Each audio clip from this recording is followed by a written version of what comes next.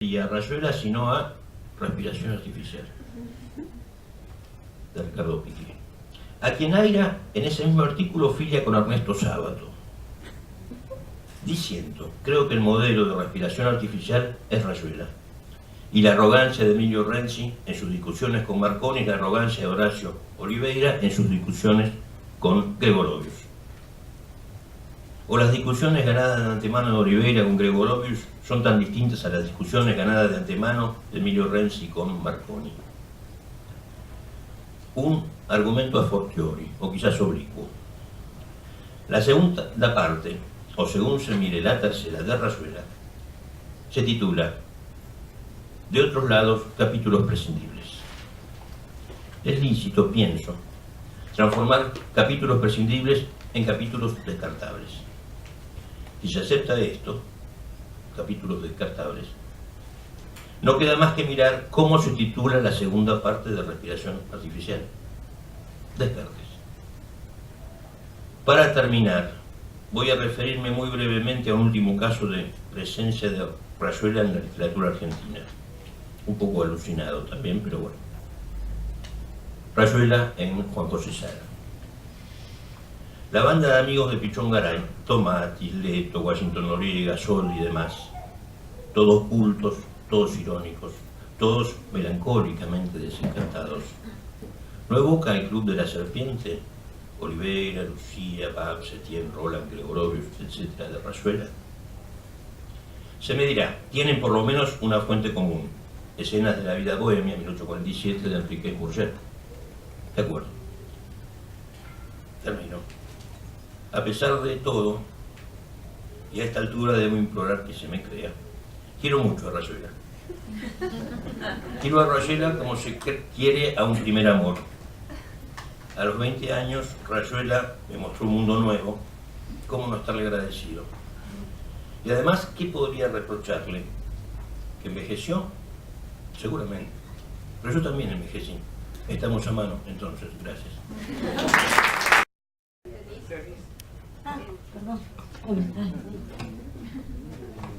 Bueno, ante todo, gracias por la ponencia, por intermedio de la lectura de Nisa Vichy Tarroni. Y yo no quería hacer una pregunta, quería hacerte una propuesta, Ricardo. Si alguna vez se filma Rayuela, yo te quiero pedir que vos dobles a Horacio Oliveira. Porque como leíste los textos, yo decía, es un alter ego de Horacio Oliveira. Gracias.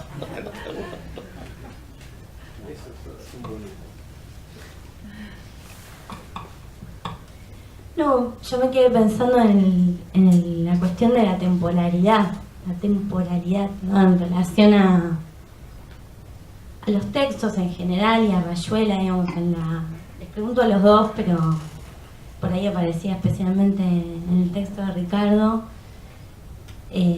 la cuestión de la vigencia, el texto que envejece, que su propia forma como factor para que esto suceda, digamos, ¿qué piensan sobre eso?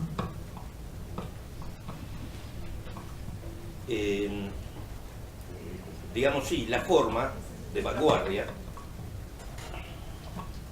La forma de vanguardia, por su misma característica, tiene más riesgo de envejecer, porque de alguna manera algo esencial en la vanguardia es lo nuevo, la diferencia, no la repetición.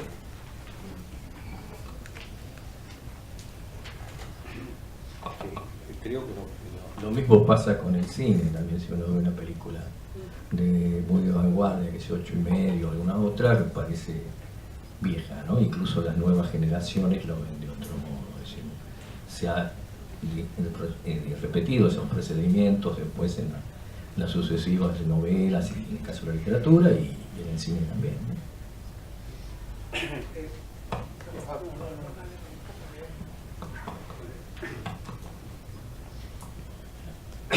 Bueno, tal vez lo que queda de la vanguardia es el gesto.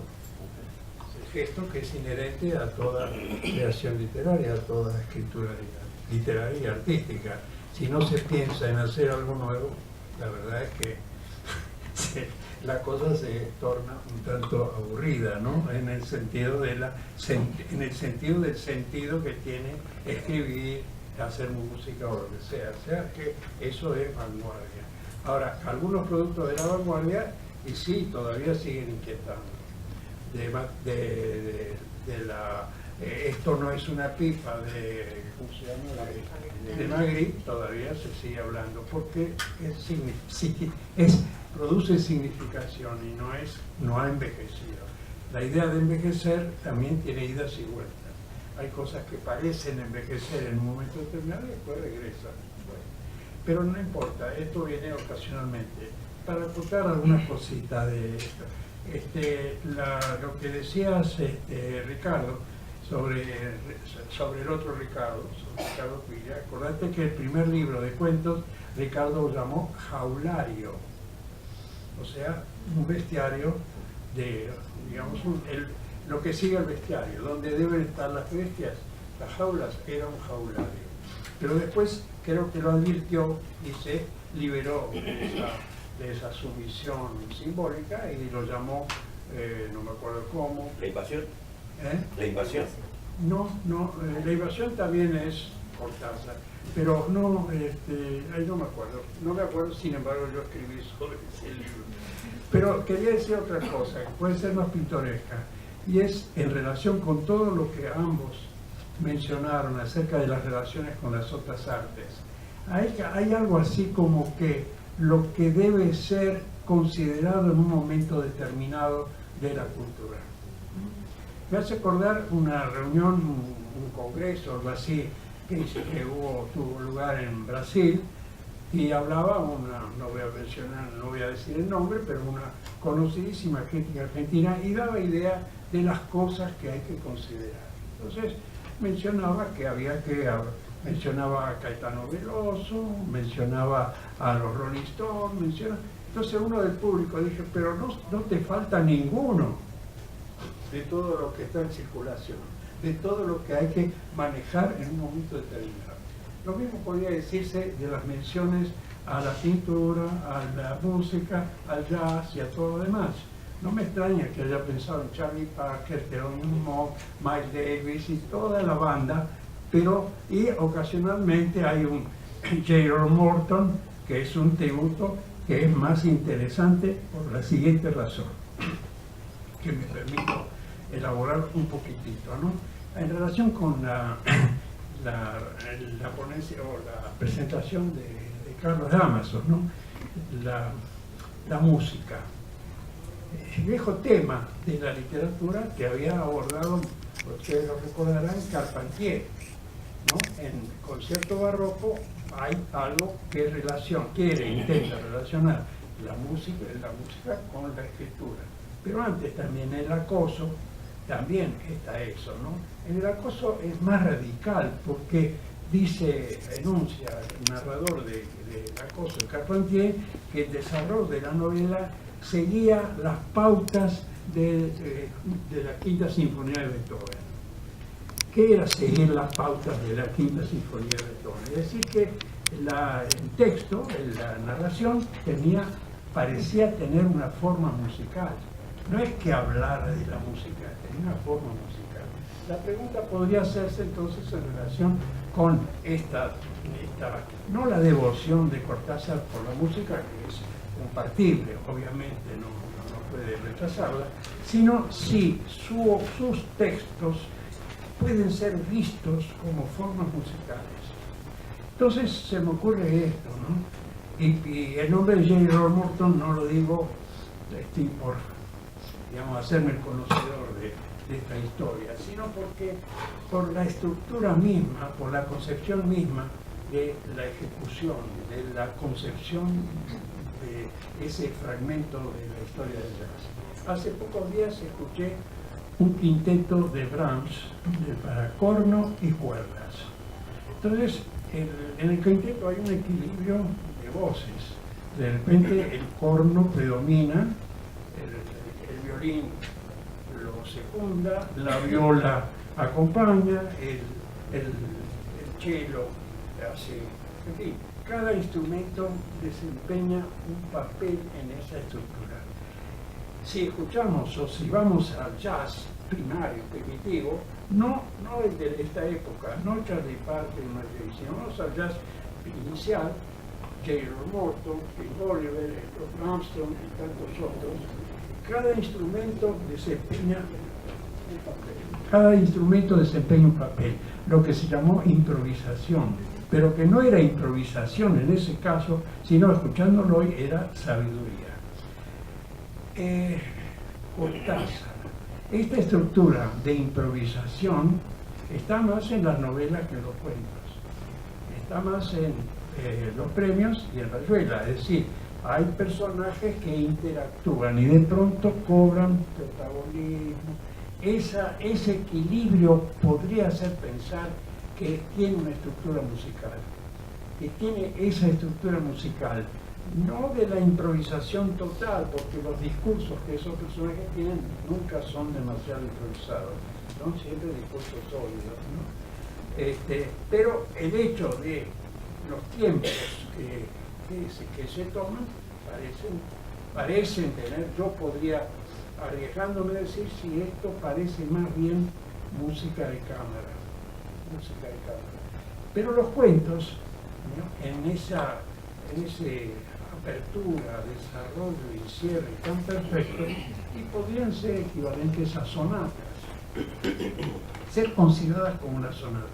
Habría ahí entonces una interrelación más secreta entre las artes. No bastaría la mención, lo mismo que con la pintura, el trazar cuadros, el trazar escenas. Las escenas en las novelas del siglo XIX, la escena es fundamental y corresponde a la pintura realista, o establece un diálogo secreto con la pintura realista que también es de escenas, o la pintura renacentista tiene el retrato, y eso también lo tenemos en la literatura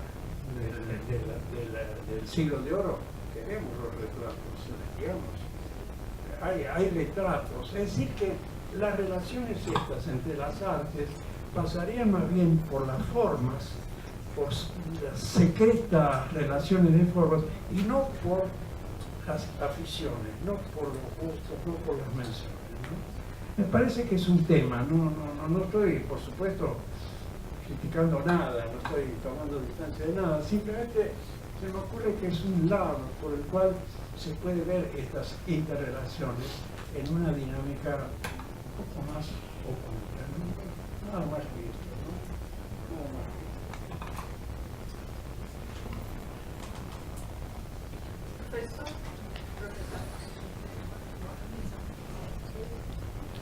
simplemente una lectora, ¿no? En un momento se me ocurrió pensar No se te oye. que Cortázar nunca dejó de ser traductor.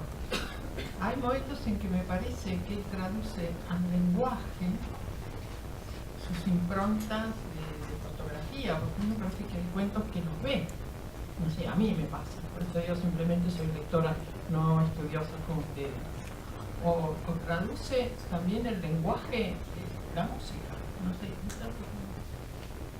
a mí como desde afuera se me ocurrió pensar.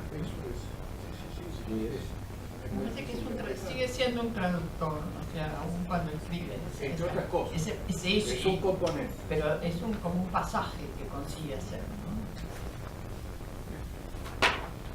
Bueno, gracias por La pregunta. Lo que acaba de decir la señora es algo de lo que yo también decía ayer. Es un traductor esencial. No solo traduce lengua, que es lo que hace toda su vida, sino que traduce lenguaje, prácticas semióticas, y de ahí su afán de escribir cuentos en donde incorpora la pintura, la música, el cine, la fotografía, los graffiti, el boxeo.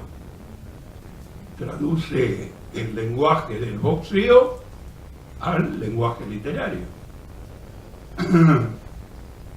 Yo creo que es algo que es esencial en Cortázar, que debe venir, por supuesto, de la infancia y del nacimiento. Del nacimiento en una ciudad bilingüe y en un país partido por la lengua.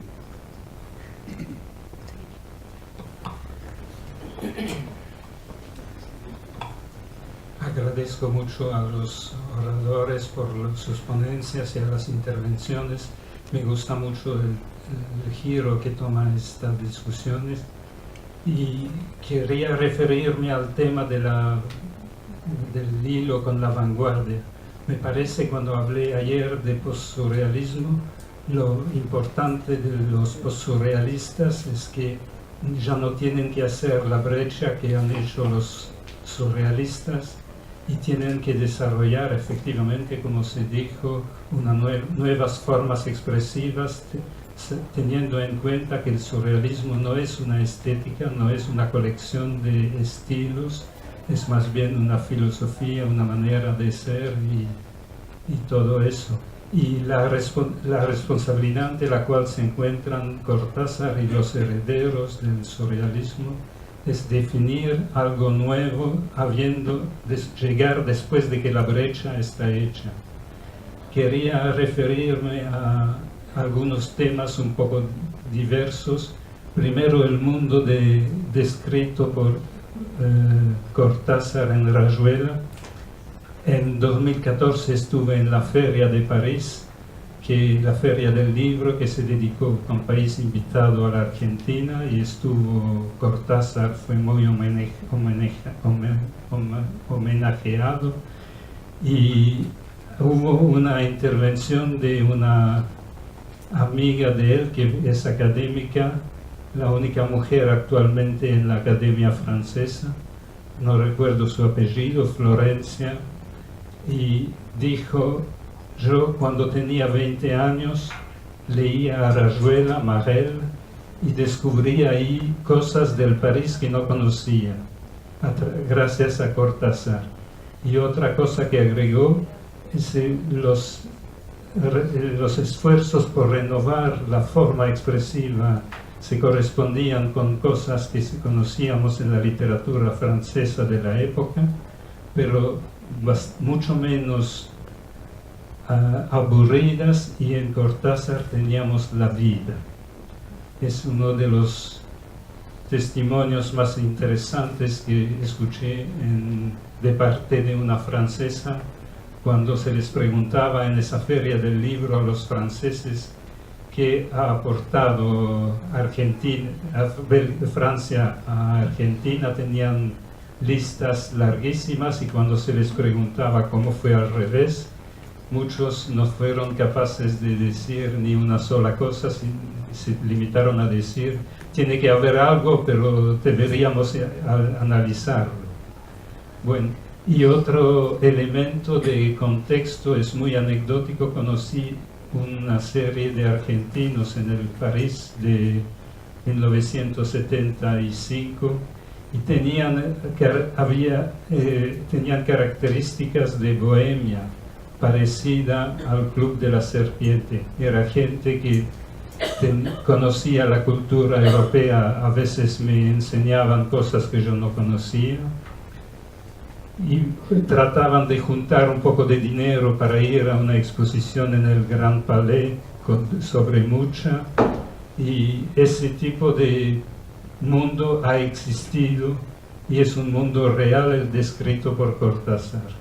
No conocí, era demasiado joven para conocer el de los años 50, 60, principios de 60, pero conocí esa variante y se me ocurre que hay una continuidad. Una última cosa sobre la relación con la pintura. Se ha hablado mucho de la música. Yo quería agregar 2 o 3 cosas sobre la pintura. En Rayuela hay muchos acortándose. Hay muchas cosas donde la pintura, la referencia a los cuadros sirven de metáfora. por algunos momentos, en capítulo 29, dice, por algunos momentos alguna frase de Grigorovius se dibujaba en la sombra y veía un Esteve, después un sonido cualquiera y se crecía como un Ménessier o como un Wilfredo Lam, etc. Pero hay otras cosas que en el capítulo 9 cita una posible explicación del mundo por la pintura y la palabra. Y eso es eso se relaciona con otros surrealistas y otra vez con el pintor Magritte. Voy a cerrar aquí.